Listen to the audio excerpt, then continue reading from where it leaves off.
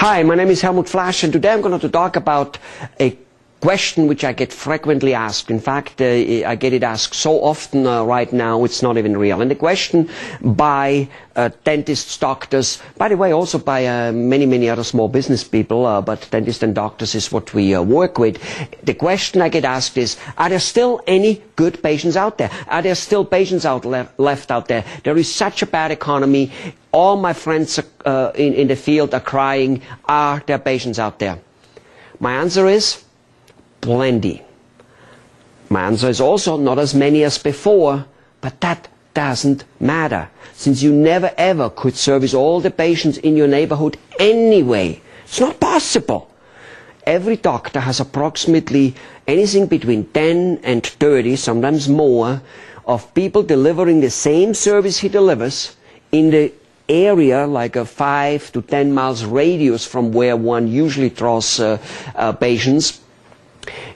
And that means even if all those other businesses, including you right now, are down by about 20%, maybe 30%, sometimes even up to 50% we have seen, even if you're that much down in your business and everyone else, that still means there is approximately 70% or at least 50% of business out there than was before. Now you might go, well, that can kill all of us. Yes, if you equally decrease those 50%, then most of you are in big trouble, because you only have a profit margin of 30 to 40%. So if 30 to 40% is missing, you're almost going broke. I got that. But the trick is that doesn't have to be. Almost all the rich people on this planet have been created during recessions and depressions. You can do it too without being a millionaire to buy up tons and tons of real estate. Here's what you need to do. Differentiate yourself. How is that done? Well, let me tell you. Advertising as it has been done has never really worked. Never really worked for doctors very well. It is usually a little bit frowned upon by most doctors. That doesn't mean I have anything against it. Of course, advertising has its value. But here's the thing. Advertising is pulling in one client at a time. One client at a time with your money and with your efforts. And that isn't good. That's not how empires are built. Right now, if you could cut your advertising cost by 80% and yet get 2, 3, and 4 times as many patients as you get before, wouldn't that be wonderful? You would go ahead of the competition like there's no tomorrow. Why? Because your competition puts their head into the sand because they have no other choice. Marketing works now less than it worked before.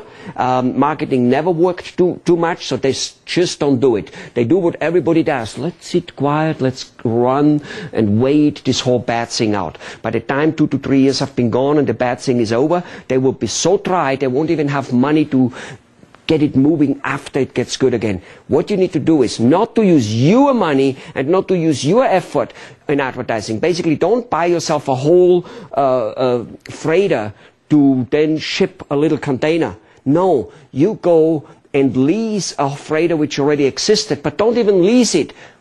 You go and sit on it for free.